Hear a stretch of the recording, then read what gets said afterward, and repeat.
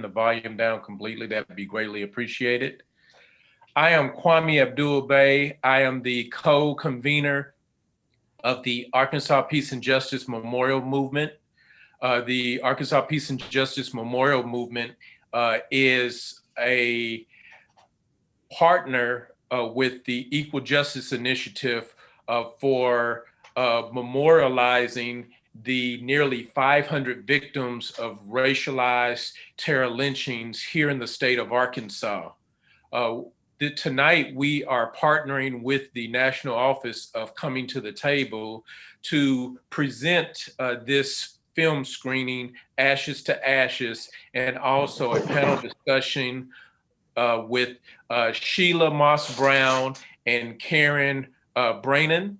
And their story, they have intertwined history that we will be able to discuss that history as it relates to the film that we just saw. Very powerful film.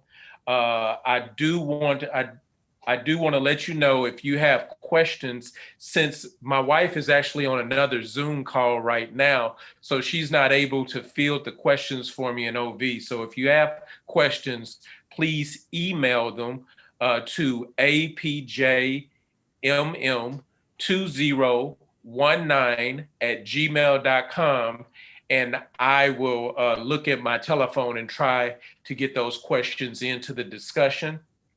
We do have one question.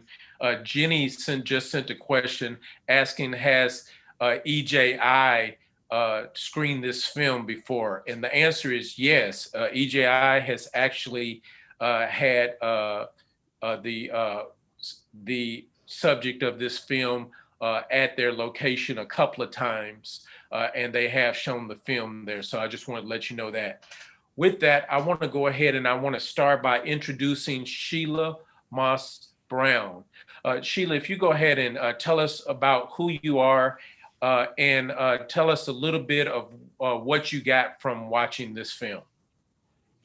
Sure. So, hi, everyone. My name is Sheila Moss-Brown. I am the granddaughter of Henry Pegg Gilbert, and my grandfather was lynched in 1947. I currently live in Chicago, and this film was powerful. This is my second time watching it. And I have to say, the first time that I looked at it, I cried, I cursed. I almost had to go to bed afterwards. It was difficult to watch, but it's interesting because I learned about my grandfather's lynching probably 3.5 years ago. It was a secret in my family. And after learning about his lynching, I've had a hard time looking at stories such as Ashes to Ashes. And I think that is all due to the trauma behind it, which kind of relates a lot to this film. So one of the things that really struck me is that Winfred was such an amazing artist, and how much we lost as this amazing human being who could have blessed this world with his art, but was stifled because of the unnecessary trauma that happened in his life. And then someone said, I think it was his wife, who said, "We live and survive in the South." And that word just permeated my spirit, because they're not just living in the South, they're trying to survive. And how many other cultures have to say that? I live in Chicago, I live here, but they have to survive. So I think that was pretty profound. But all through, and I know we'll have more conversations and different questions, but I think all through the entire film, the trauma and the post-traumatic stress syndrome kept popping up.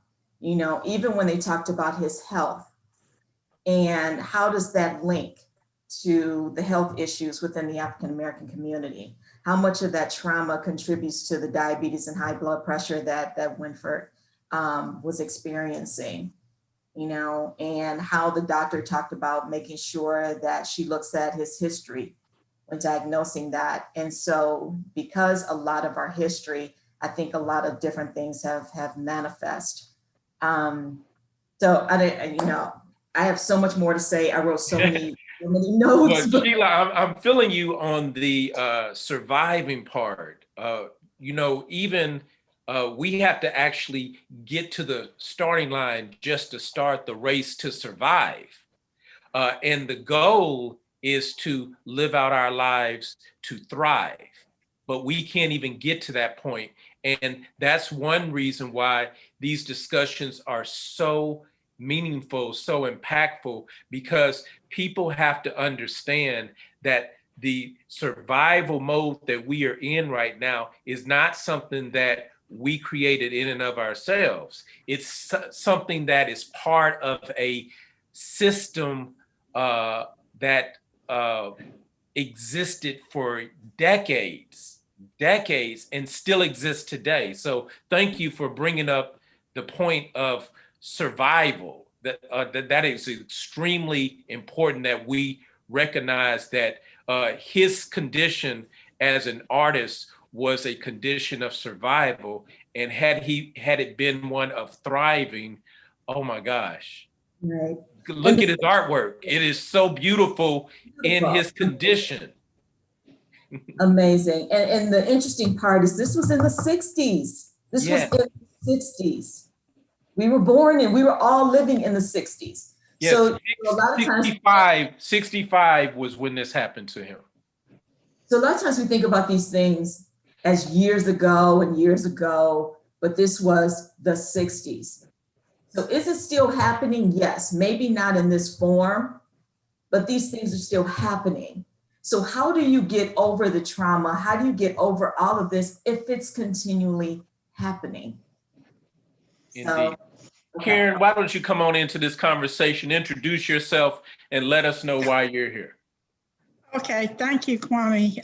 I'm so honored to be here. And I'm here because about 30 years ago, I began to discover that some of my ancestors and my grandfather had been involved in lynchings in Harris County, Georgia, which is about 50 miles from Cuthbert. Cuthbert it's a little bit more, it's maybe about 65 miles south of north of Cuthbert.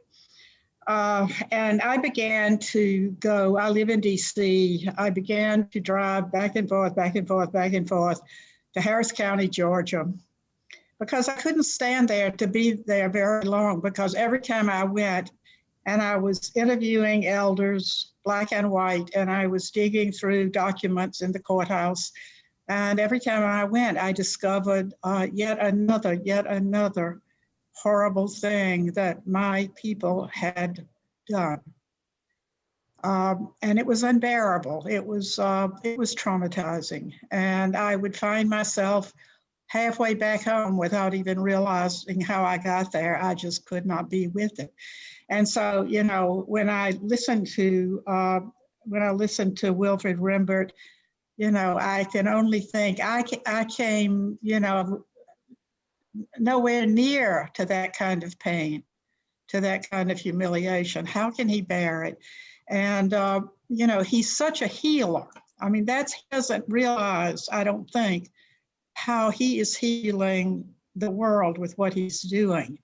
And I also know I've spent the last 15 years doing this kind of work. I wrote a book about the lynchings that my people did, a little infomercial here.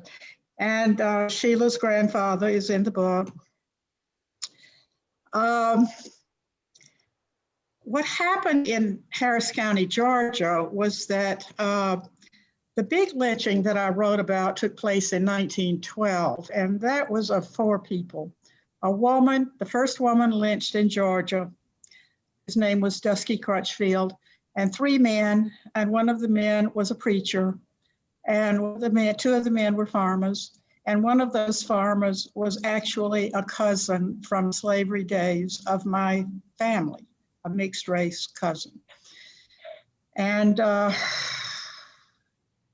that lynching actually brought a lot of condemnation down on white Hamilton and Harris County.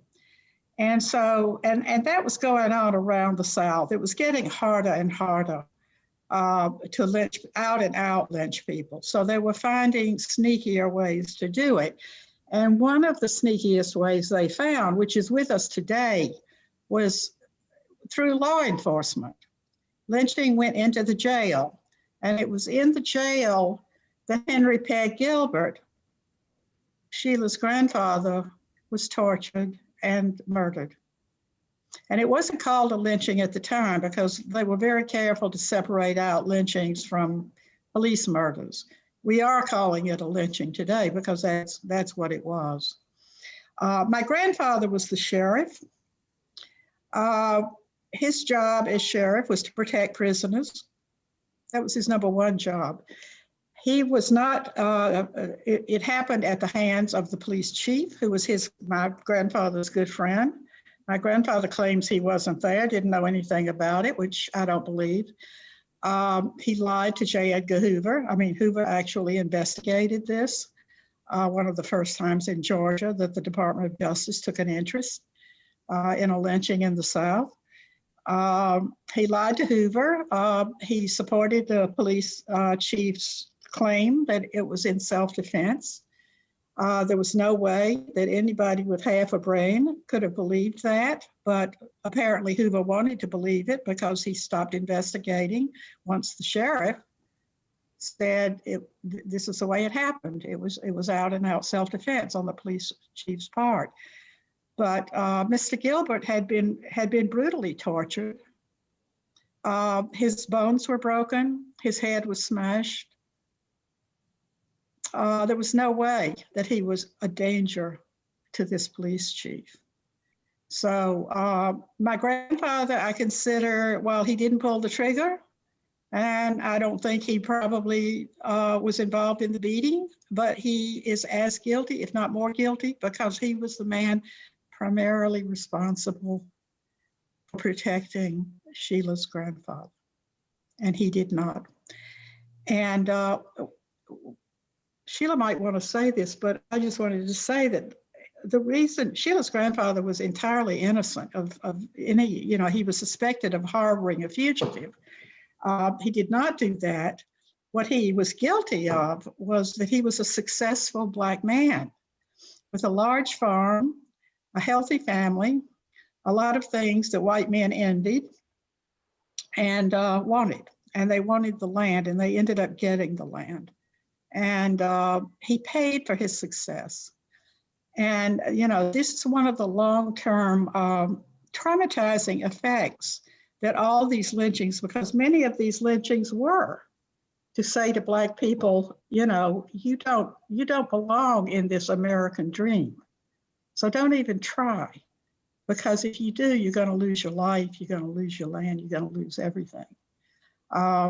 So, this has had a ripple effect through generations with some people, not with everybody, thank God. But when we talk about, the art that was lost because of what happened to Mr. Rembert, those 4,000 people of record that were lynched, and I think there were probably at least twice that number. I found more in Harris County. Dr. Whitaker in the film talked about those that were put in the water tied up, those whose names were never known. When I was doing my research in Hamilton, I found a box called, they gave me the run of the courthouse. This was long ago, and my grandfather had not been dead that long, and the clerk of court had worked for him. And she just gave me the run of the courthouse. So I used my white privilege to a good purpose. And I was just hauling documents out of there in wheelbarrows. I mean, I made copies of them. I didn't take originals, but there was one box called Parties Unknown. And that box was full of little folded up pieces of tablet paper in which the county coroner had written descriptions of people that had been hauled out of the Chattahoochee River. Their hands and feet bound, most of them Black, dead, of course, no name, no nothing. And there were probably 20 or 30 of those in a box. Those were mostly all lynchings, I'm sure. And nobody knows who they are. And so I think this is one courthouse, one county. So we could be talking 10, 20, 30 times as many actually lynched as those that we know about. Sheila, you know, a lot of times I hear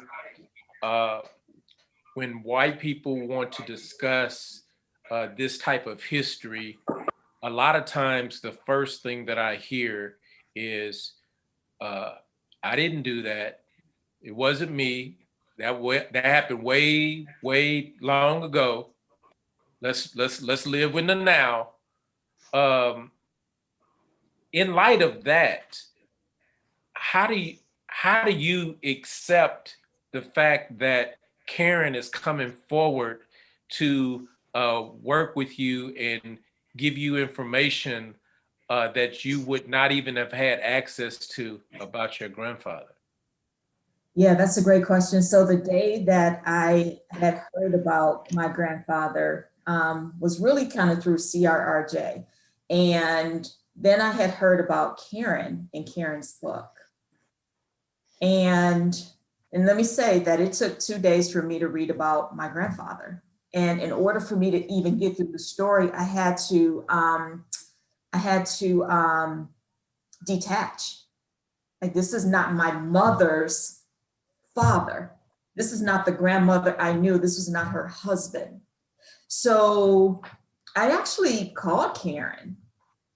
And I remember that day just sweating and hot and not even knowing what she would say. And she was so warm and so welcome. And I think it took her by surprise that I was calling her. But Karen has reached out to my mother. And this is really powerful. And one of the reasons it's powerful is because when the story was broken, and of course my mom knew because she was there, my mother did not want to talk about it. It brought up past trauma that she had just buried and moved on. So she didn't even want to deal with it. And so even having to tell the story, her sister had to tell the story because she couldn't even handle it, deal with it, any of that. So Karen wrote my mom a letter. And it changed, I don't want to say it changed her life, but it really healed a lot. To the point my mom has said, called Karen an angel, because she didn't have to do any of this. And even talking to Karen and understanding that she lost a lot of family members and friends. So for her to sacrifice that for healing, and I'm especially grateful because the healing that she provided was for my mother. My mother's 93 years old. Mm-hmm. And it's a blessing for her to still be here. Everybody else is gone. All her sisters are gone. Uncles are gone. Everyone that was really adults or older when this happened, they're all gone. So she doesn't have anyone to lean on. And so to have Karen reach out to apologize and to offer a hand in friendship. And honestly, I didn't know how my mother would take it. I'm very surprised that she did open up, but it just meant a lot. So yeah, Karen's very special in that way, because I don't think many people would have done that. Well, and I'd like to hear you guys talk about this. How does that healing work when you have an ancestor of a victim and an ancestor of a perpetrator come together under one roof and begin to have discussions and talks? How does that work between you guys? It sounds like you guys have a wonderful relationship. Well, I think we have a wonderful relationship, you know, because But Sheila is a yeah, wonderful Karen, person. when she just talked about you and what you did for her mother, she lit up. Yeah. I Well, saw the I'm in twinkle in her I'm eye. in tears. You know, I have to say that, you know, Sheila talks about this as if it was something that I had a choice about doing and that I chose to do this. Well, I've told her a million times, I did not have a choice. I had to do this for me.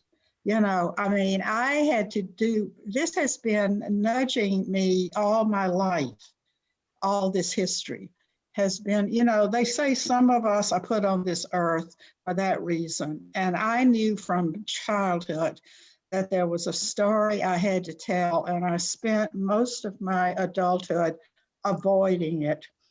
So, you know, looking back, I was really preparing for it because I became an investigative reporter. So I had those skills that it took, you know, to go down there and kind of keep a stiff upper lip and not just tell everybody off and, you know, act crazy. So, you know, I was preparing for this all my life, but inside, spiritually, psychologically, you know, I had worked all my life on racial justice, but there was something that ate at me. There was something that kept me at a distance from African-American people. Much as I had friends, I felt like I got along, there was something in between. And it's what's in between in America. It's that history that will not be admitted to. And, you know, so my mission really is to talk to as many white people as I can while I've got the time left and say, you know, in order to be whole, in order to heal yourself and the country, if you care about it, sometimes I wonder, you know, you've got to do this. You've got to, you might not have to spend 25 years driving down to Hamilton, Georgia to find out what your grandfather did, but you've got to face up to how white supremacy has harmed you and is harming all of us and is harming democracy. And that's what I was, you know, I'm so fortunate that I was able to come to see that because it's hard. You know, when I was finding this stuff, there were many, many times I said, nobody will ever know about this. I could never shame my family like this. I could never do this. You know, what will mama think? This will just kill mama. We all grow up with those restrictions placed upon us. And most white people are scared to death that when this comes out, something horrible is going to happen to them. But what is that's one thing I don't understand. What is the fear though? Why are white people so afraid of the truth? The fear, Kwami, is that y'all are going to want revenge, that y'all are going to come and get us, you know, and because that's what we do. You know, we do revenge. So, well, you know, it's projection. We project all of our nastiness onto y'all. And, you know, so I was, you know, before I met Sheila, I met a lot of Sheila's aunts and cousins. I was given a talk. Isn't that true? I met them first, Sheila. I was giving a talk in a library about my book in LaGrange, Georgia, where a lot of the of Sheila's kinfolks still live, and where Peg Gilbert lived. And I found myself talking about Peg Gilbert, which I normally did not do because he's not the biggest part of my book. And I was wondering why I was talking about Peg Gilbert. It just didn't seem, you know, I thought this is crazy. And then all of a sudden, I saw all these folks over sort of in a corner, older Black women kind of grabbing each other and you know, like looking surprised because they had not expected me to talk about him either. And I just knew, I knew that moment that it was the Gilbert family. So I said, you know, I knew, you know, this was the first time and I'd always dreaded, I dreaded meeting people that I had to like confront and, you know, like I had no idea what they would say. And so I said, are you Mr. Gilbert's family? And they said, yes. And, you know, right there in that room, which was filled with old white women like myself from Harris County, Georgia, who had come up there to hear me and had come to me before the talk and said, I live in fear that I have a story like you do. And I said, well, if you come from a long line of folks in Harris County, Georgia, I'm sure you do have a story like I do. They all do. And they got to watch what happened, you know, and they're sitting there like, oh my God, I hope they don't have guns. You know, I'm just being crazy. But we had a good, honest conversation. And, you know, those people got to see, well, I maybe could do something like this and, you know, and put it to rest somehow. You know, we never put this stuff to rest. I see that there is an old friend of mine sitting here, Stephanie Harp. Yes, And I intentionally brought her onto the call because Stephanie I got a have a story relationship. very much like mine. Yes, She and I Stephanie, met if you long could, ago. She's a member of the movement. Hi, Stephanie. Stephanie, if you could Hi, mute Karen. the OV window or close it so that we don't get I that did. feedback. Yeah, I did. Okay. All right. So the reason I brought Stephanie on is because I have a similar relationship with Stephanie that Sheila and Karen has. I have a story and I want Stephanie to tell the story because she has the facts and she did similar to you, Karen, use her white privilege to research an incident in my own family. And she was able to bring some sense of closure to my mother and to my aunts and my uncle in relation to my grandmother's brother, who was the victim of a legal lynching such as your grandfather, Sheila. Stephanie, I want to publicly thank you for what you've done for me and my family. And I want to give the floor to you so that we can hear about my great uncle, Lonnie Dixon. Thank you, Kwami. I really appreciate your words. And hi, Karen. Nice to see you. Actually see you, not just type a comment. Did I unmute myself? I think I did. Yes, I can hear you. All right. Sorry. Okay. So let me see. So in Little Rock, in the spring of 1927, there was a flood, the Great Mississippi River flood, and a little white girl who was around 11 years old disappeared, and people thought she had died in the flood, or there was a massive search over counties, you know, and rumors and bodies they saw in the stream, in the water that turned out to be animals, and they see a girl in the back of a car. There's this massive search. Finally, after 3 weeks, on April 30th, her body was found in the belfry of the First Presbyterian Church, a very kind of a fashionable white church in downtown Little Rock. And immediately, the authorities arrested Kwami's great-grandfather, right? Is that right? No. Would he have been your great-grandfather? No, right? Frank Dixon? He was my grandmother's oldest brother, so my grand-uncle. No, I meant Frank. Oh, Frank, that's my great-grandfather, yes. Okay, yeah, his great-grandfather, who was the janitor at the church, Yes. and only very shortly thereafter also arrested Frank Dixon's son, Lonnie, who is Kwami's great uncle. And the city, as often happens, as Karen certainly talked about, you know, the city erupted with people storming the jails. They stormed the city jail. They stormed the penitentiary that was on the outskirts of the city. You know, hundreds, up to 1,000 people for several nights running. Angry white crowds of mostly men, thinking they were going to be able to break into the jail or break into the penitentiary and take Frank. They thought Frank and Lonnie Dixon both were in there. And finally, like the warden at the state pen let a small group go through and tour and you know, see that there was nobody in there. And it turns out that the police chief had taken Frank and Lonnie Dixon out of town completely for their own safety, and they were being held in a jail in Texarkana. Anyway, so that died down after a couple of days, and then there was a rumor a few days later. Word got back to the city that on the outskirts of town, and you can say how far, Kwami, I don't know how far out from town that is now, but at the time it was way out from town. It's about 12 miles. Okay, from downtown Little Rock. Yes.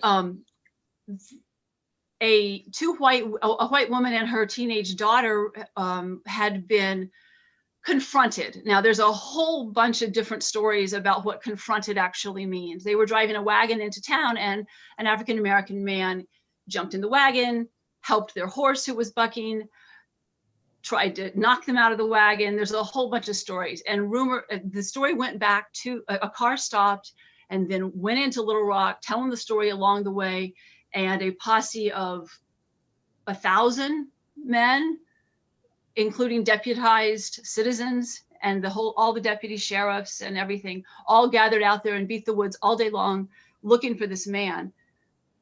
They finally find a man who sees the crowd and runs, obviously, like anybody would. And so they assume that that's him, and they catch him, and they bring the teenage girl to identify him, and she does. And they hang him from a telephone pole and then shoot his body a number of times. And of course, the sheriff is mysteriously vanished from the scene while this happens. And they take the body down, and basically they carry it, they put it on a car and drive into town in a long parade of cars, and eventually take him, they take his body and they tie it behind the car and drag it into town, and where they go all around through town, and they land at the corner of 9th Street and Broadway, which was the heart of 9th Street in Little Rock. And there's an excellent film about 9th Street, and the name of it's going to escape me right now, about how it was basically the Harlem of the South at the time. Kwami, Yeah. What was the name of that film that they just showed? Dreamland. That's Dreamland, it. yes. It's named after a ballroom that was there. And it was a vibrant, wonderful African-American, a Harlem of the South. It was jazz, and it was dancing, and it was everything. And it was a community, a self-sufficient community of businesses and people, and a wonderful mix at the time. And I highly recommend Dreamland, which was done by the Arkansas Public Television Association, or I'm not sure what their exact name is, but anyway.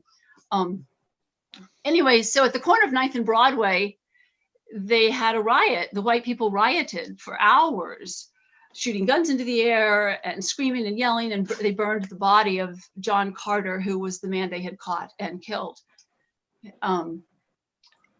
Okay, and my connection here, that's the basics of that story. The National Guard, the governor finally called in the National Guard, who dispelled the crowds.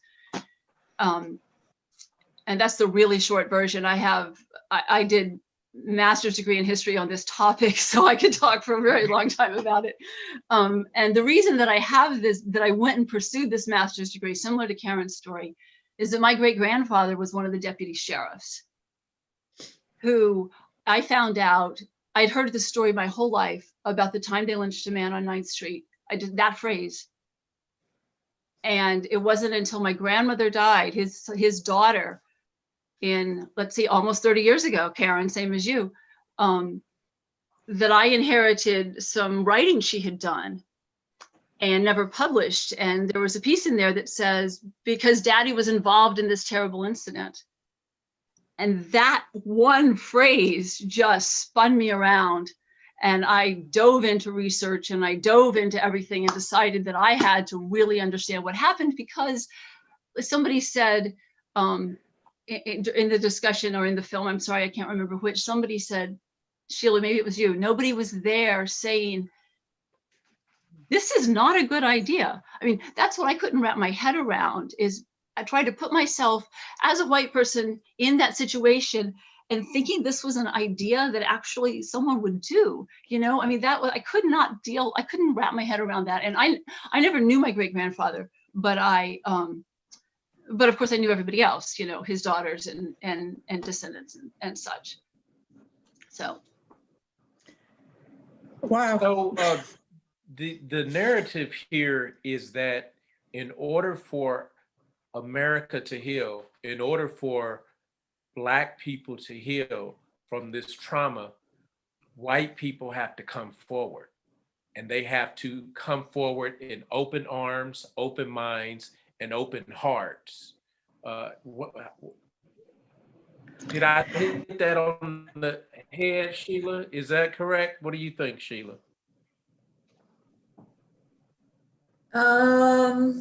I think, yes, I think that is one piece of it, but I think there's so many pieces to the pie. I think that apologizing, open hands and open hearts is a great step, but I think there's just so much more to it.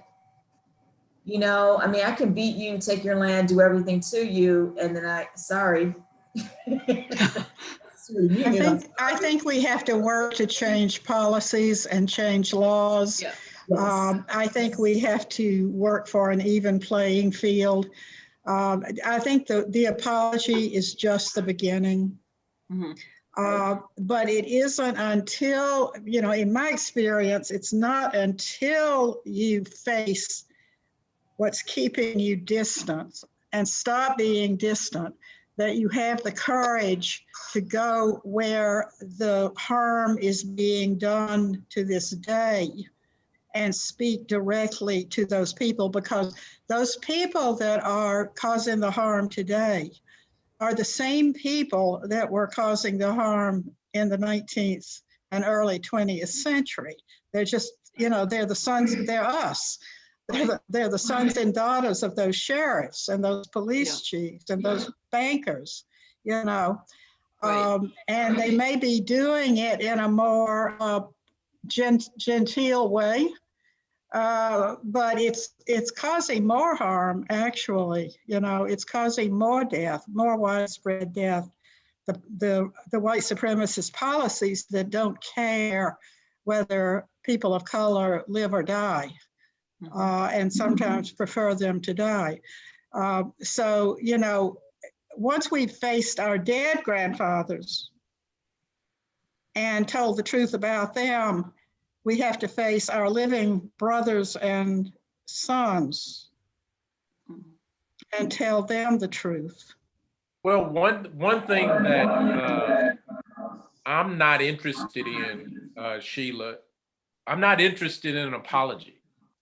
I don't think that apologies are going to solve anything, because it's so deep and so complex, like you said, so multi-layered. I'm good with an acknowledgement. I'm good with an acknowledgement to begin, but once you acknowledge it, then we have to move forward. Look at Winfred Rembert, excuse me. At the point that this happened to him, he needs to be brought back to the point before the trauma happened. You talked about how amazing of an artist that he could have been had he not been dealt with this trauma his entire life. So there has to be, you know, they talk about racial equity. Racial equity. How does racial equity look? What is racial equity, and how do we get there?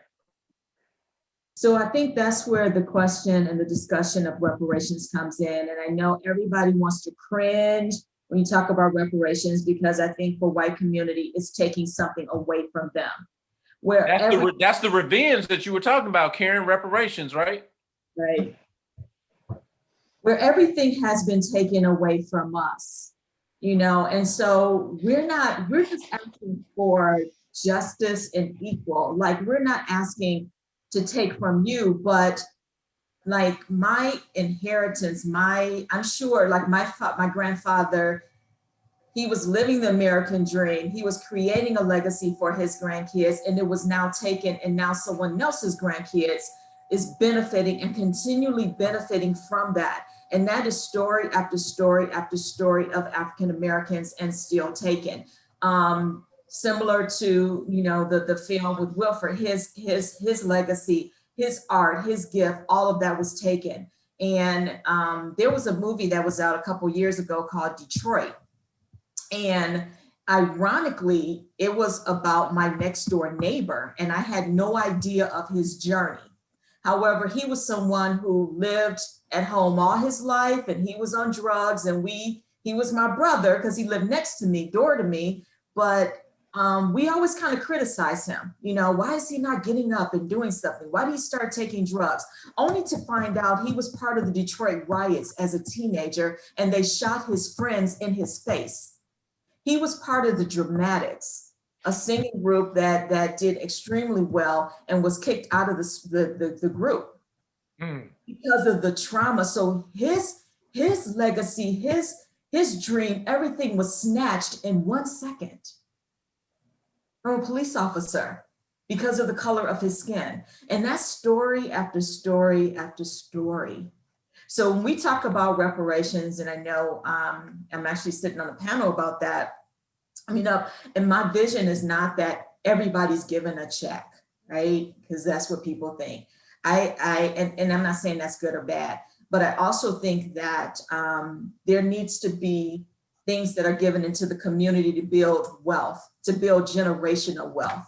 Mm-hmm. So, you know, student loans and housing and you know, things that education of how to build wealth, because those things were all taken from us. When we look at, you know, Black Wall Street, and even in Arkansas, I think it's Elaine, Arkansas. Street. Oh, you talk about Elaine, Arkansas? Yes, the Elaine massacre.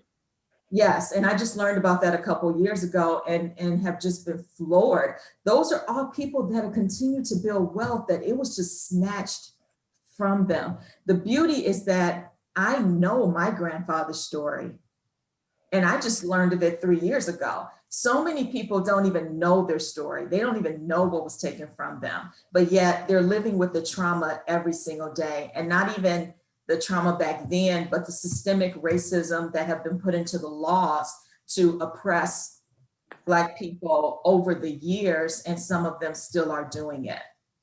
It's still the systemic racism. I'm in corporate America. I see it all the time. It's the good old boys network.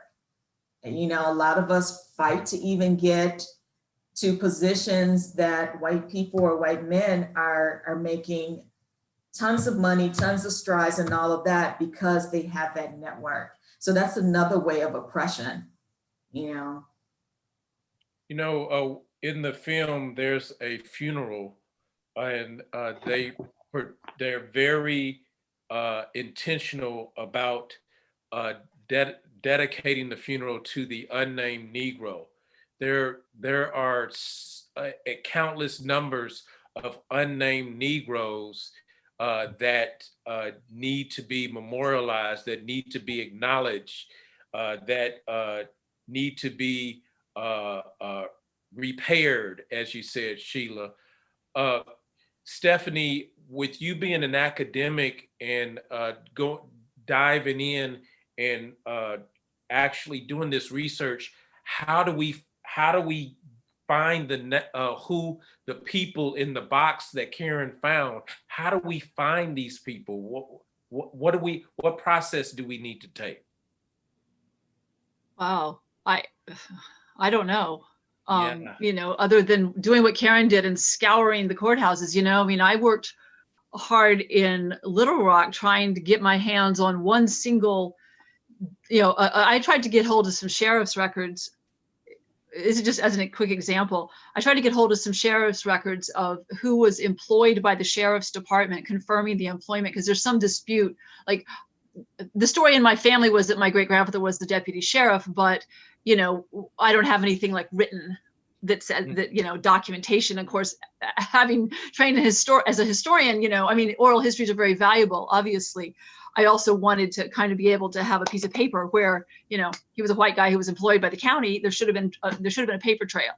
Well, it turns out there had been a fire in the courthouse. And so, you know, so papers are lost. And like, I tried to get a hold of the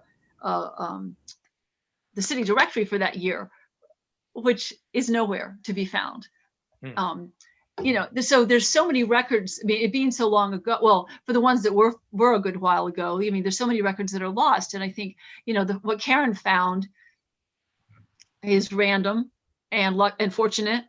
I mean, oral histories would be another way to go, to gather stories from families. You know, there's plenty of families who know somebody disappeared and they have maybe a story or maybe they don't. They just know the person vanished. There's another option. I wanted to mention that what's going on with the lynching, what I call the lynching memorial movement, but the EJI associated all the groups around the country. And Maryland, I consider Maryland to be kind of out in the front of everybody because they now have a statewide group that has been kind of ordained by public officials. And so under law, they now have a group that can actually deposition, you know, public officials, go into the records, get what's there. And I think that's hopeful, but I agree with Stephanie. A lot of that stuff has long ago been disappeared. But I think they will be getting, you know, as more of these community reconciliation projects get official recognition and some official powers to reach into the courthouses and to discover all that's been hidden or just ignored, you know, for so long. The other thing I wanted to mention is that this coming Tuesday, Sheila mentioned a panel. And this coming Tuesday, there's an all-day Zoom on reparations being sponsored by CRRJ, which is the group at Northeastern University Law School that researched Sheila's grandfather's lynching and has researched a lot of lynchings and a lot of cold cases from the civil rights movement era. Anyway, the morning 9 to 12 is open to the public. And Ta-Nehisi Coates and Angela Davis are going to be the two keynote speakers and some other good speakers. And if people are interested, maybe they could email you, Kwami, and I could send you or you could just send the emails on to me and I could send them the Zoom. Sure, yes. They can send it to the email address APJMM2019@gmail.com, and I will forward that over to Karen.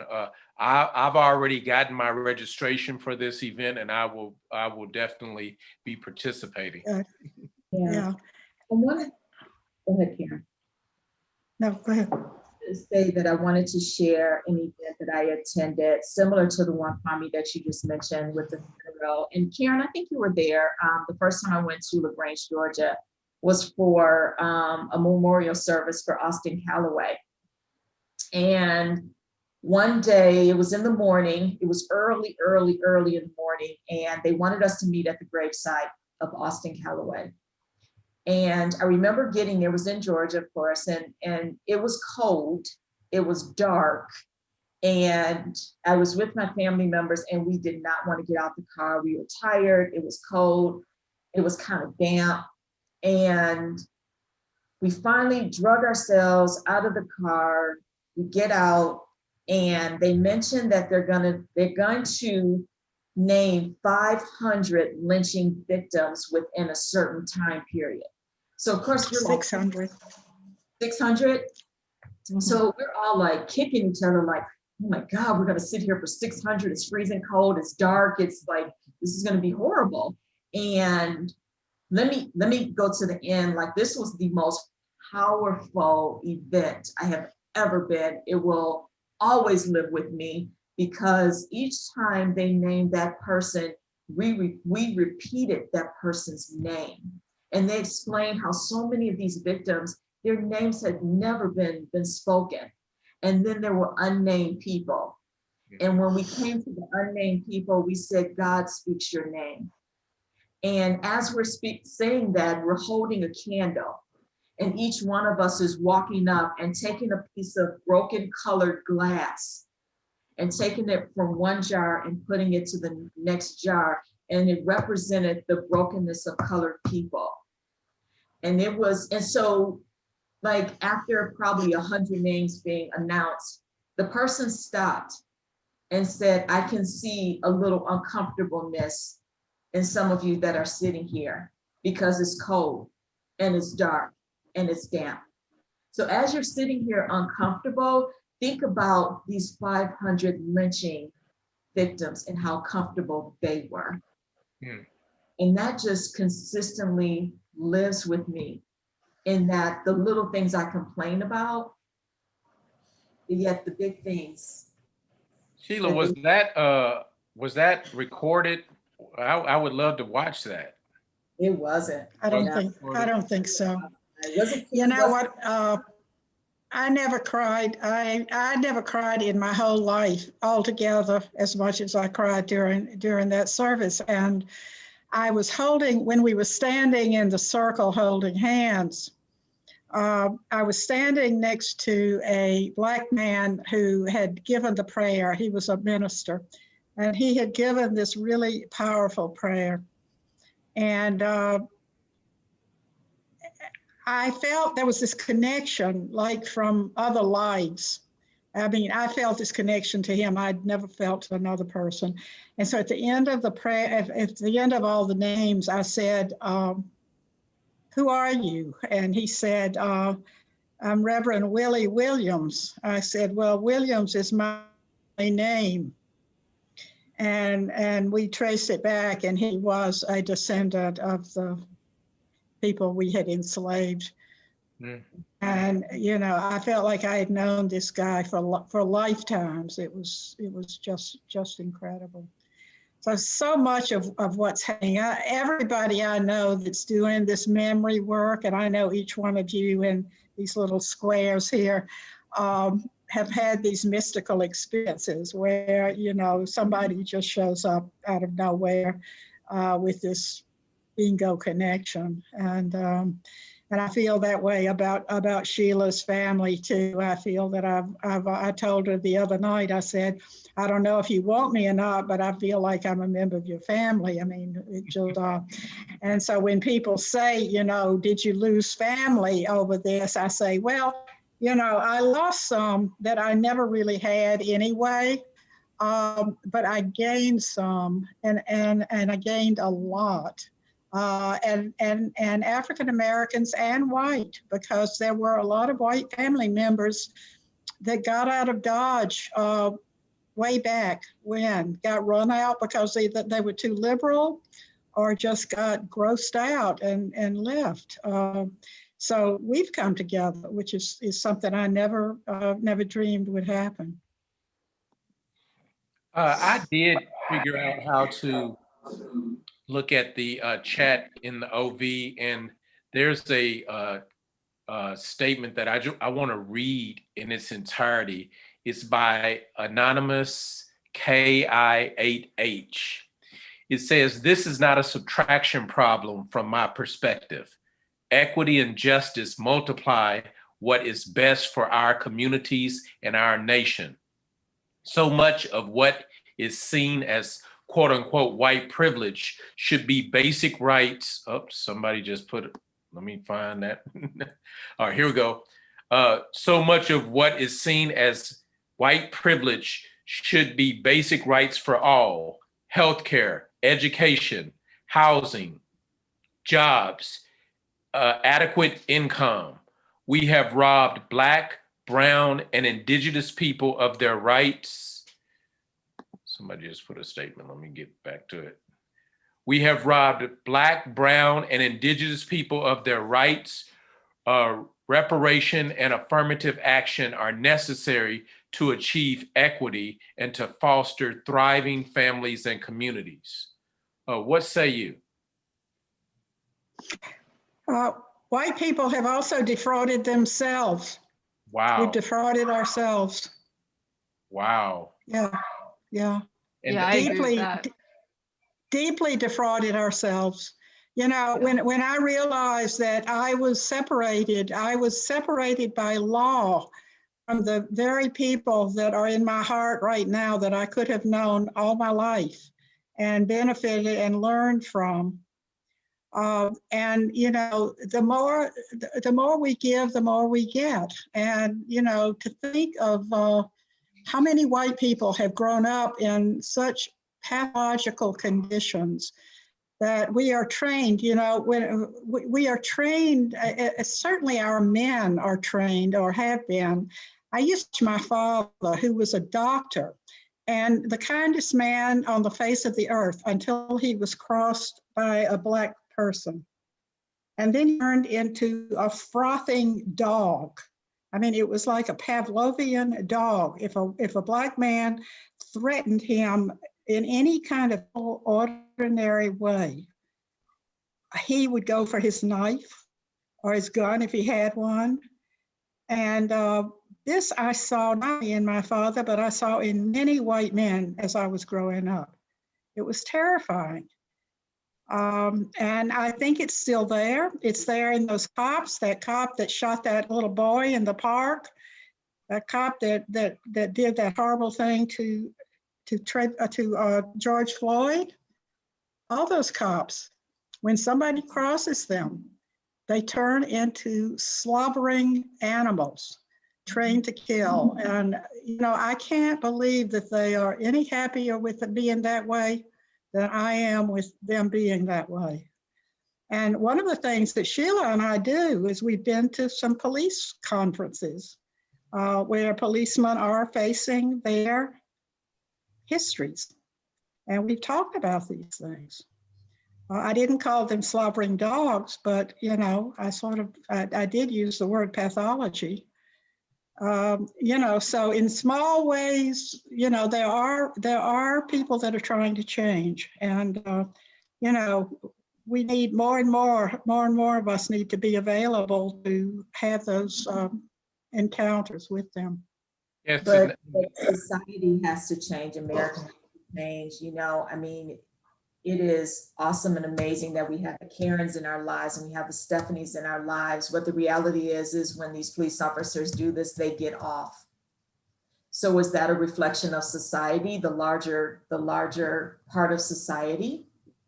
Because if Karen and Stephanie were there, they wouldn't get off, right? So what are we saying? And I was speaking to that about at work, where we, after the killing of George Floyd, now the conversation opens up. Right. And so we had a conversation because we were reading a book. So you want to talk about race. And I mentioned that police officers are reflecting the views of society. And one of my coworkers, she verbally was highly offended.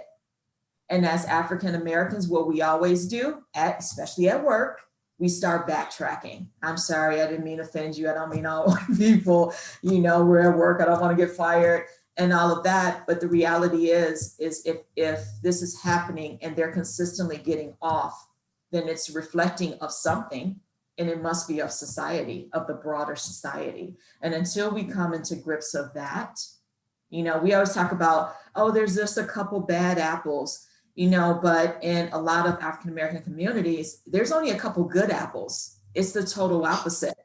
And one of the comedians, I think it was Chris Rock, he was saying that, you know, it's like if you were flying on an airline, if you were about to fly on Delta airline and Delta said, well, you know, all of our pilots are great, but we do have a couple bad apples that just can't land. They crash every single time.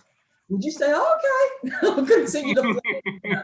No, you would address those bad apples, right? So for society to accept those bad apples, and those bad apples are okay, and then we let those bad apples go, and then just say, okay, well, there's just a couple bad apples. And I want to let everybody know right now, I just saw another comment in the chat dealing with, hold on, where it is. This is, hold on. People are putting stuff in the chat. Let me try to find my, okay, here it is. This is by Anonymous CQII. Says, yes, it's a reflection of the mad dog training and behavior of police departments across the country that goes back to the slave patrols. And one thing that I want to say is I want to apologize to everybody, because that mad dog training that this person is talking about actually originated in Jonesboro, Arkansas, at the Arkansas State University, where a former ROTC instructor created what we now know as modern policing, shoot to kill.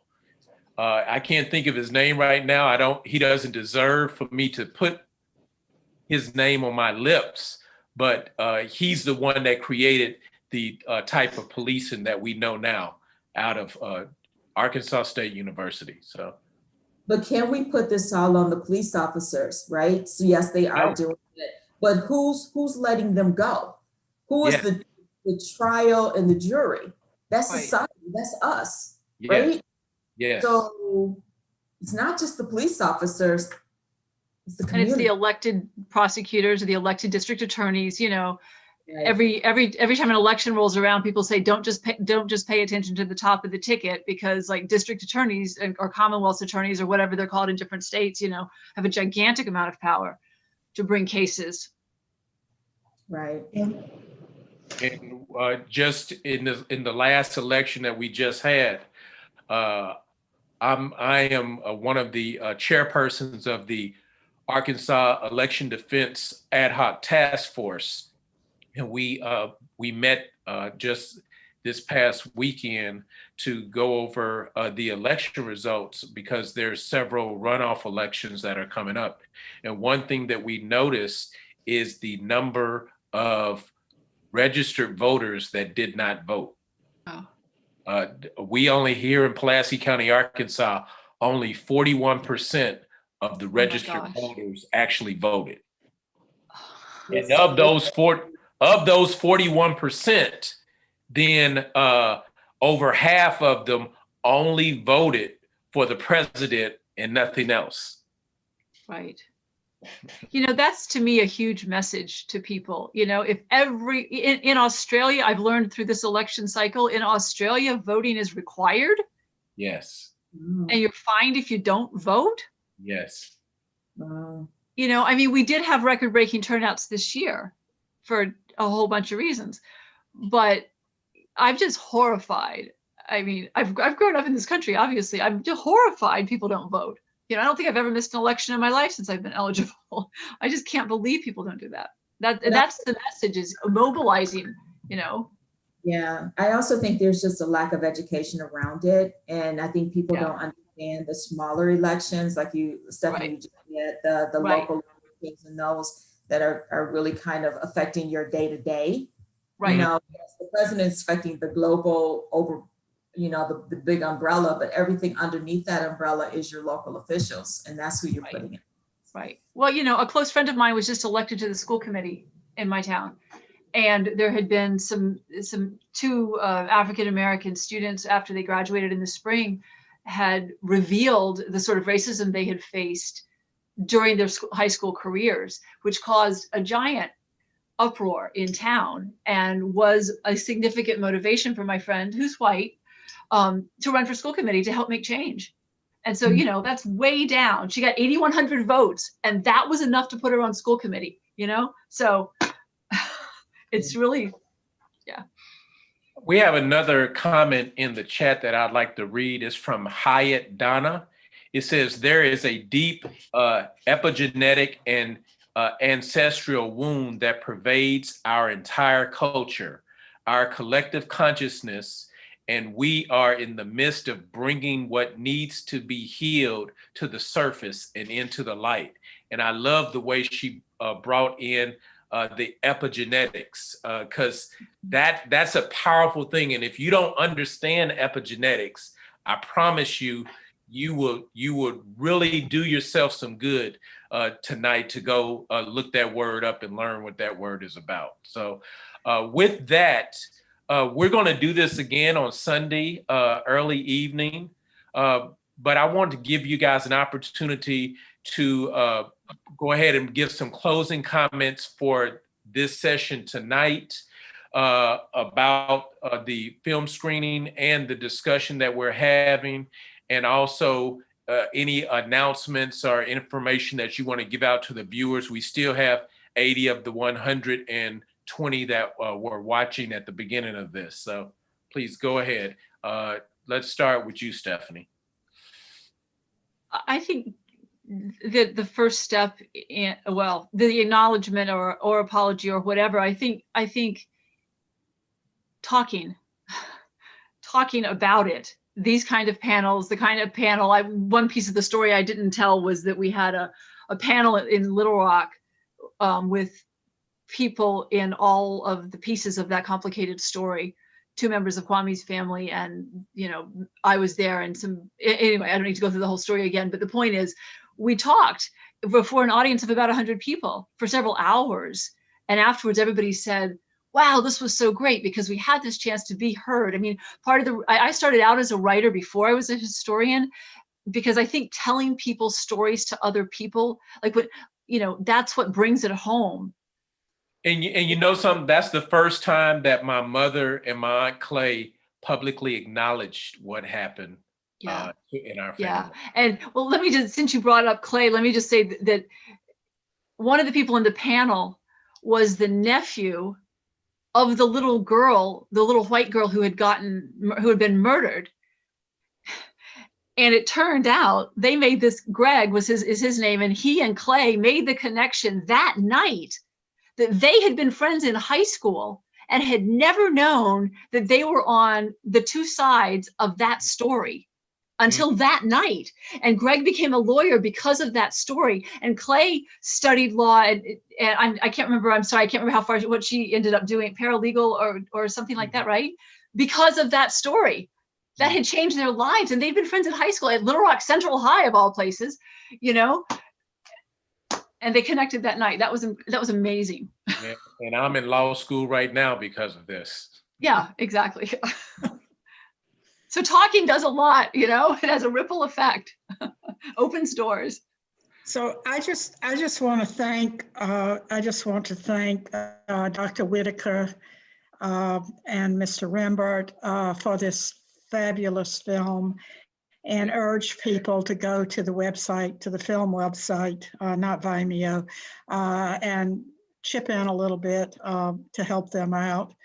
And also to remind people, because I know a lot of you who are in this audience have been involved in this work for a long time.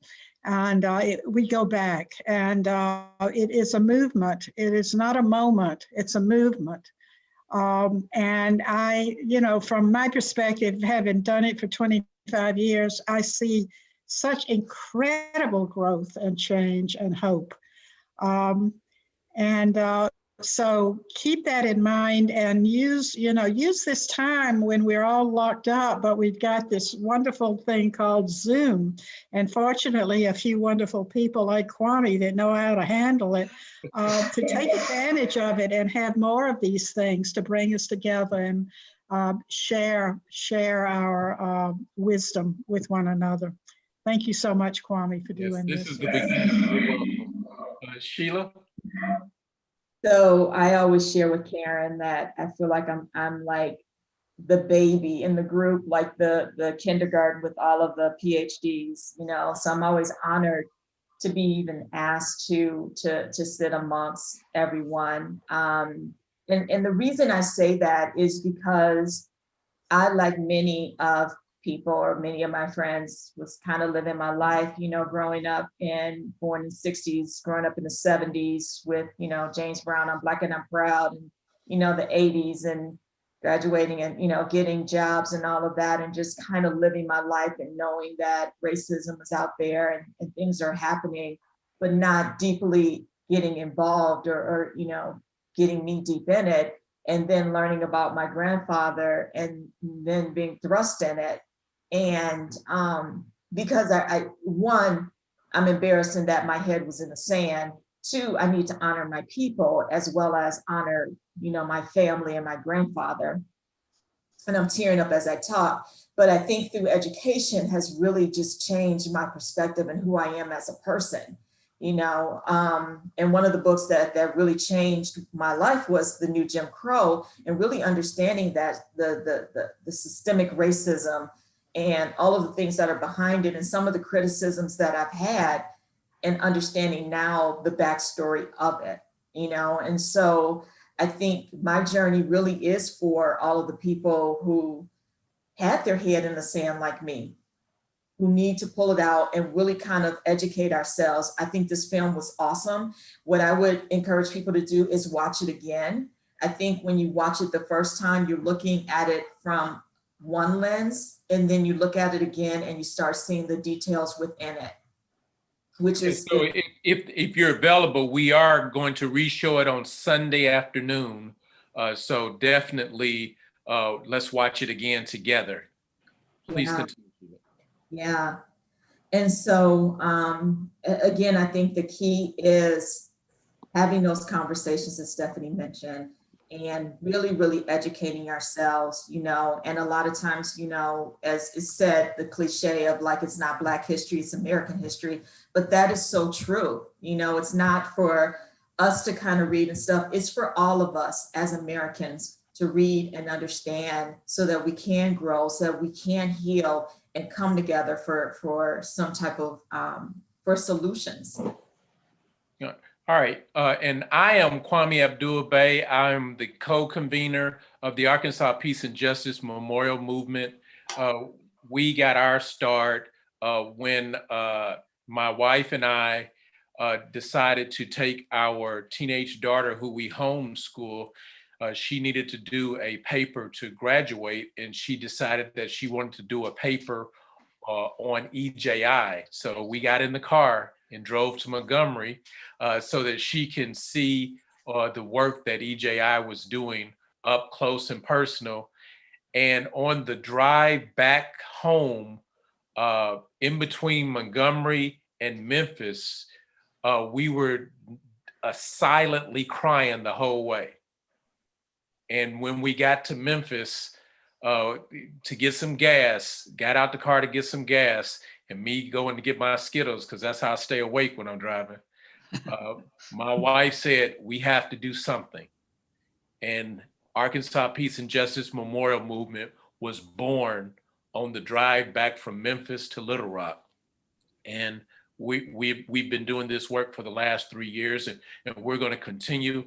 And I ask everyone that's viewing this, find someone in your locale that's doing the type of work that Karen just mentioned, because this is a movement. This is a movement for us to finally deal with the demons of this invented thing called the color line, excuse me. The color line, with me being in law school, I'm actually in the process of doing some real deep study into the legal history of how the color line was invented. And there's a really good book that I would suggest you guys check out. It's called The Legal History of the Color Line, The Notion of Invisible Blackness by Frank W. Sweet. It's like a 600-page book that goes really deep into how the color line was actually invented. Another book that I would like you guys to read is The Color of Law, A Forgotten History of How Our Government Segregated America by Richard Rothstein. These two books in and of themselves will give you a lot of information to begin working towards the social justice and racial equity stance that we need, and the reparations, Sheila, reparations. I have to say it 2 more times because someone emailed me and said, why haven't you guys mentioned reparations? Sheila did mention it, and she did it in such a beautiful fashion. Everyone, please go ahead and join Coming to the Table. Go to the website. Is it www.cttt.org? It's the whole thing written out, I No. Okay. believe. Okay. Coming to the table. Comingtothetable.org. Yeah, everyone who's listening, if you have not joined Coming to the Tables, do so now. That is your homework, because that's where this begins. And there's another organization that's very similar to Coming to the Tables called Braver Angels. Join both of those organizations and let's get to work on this. I'm getting ready to get off of here. I want to say good night to everyone, and I will see you guys on Sunday. Right. Guys, Thank you, Kwame. Thanks, You're Kwame. welcome. thank you. Bye, Stephanie. Bye, Bye, Karen. Sheila. Bye, Sheila. Oh, she's already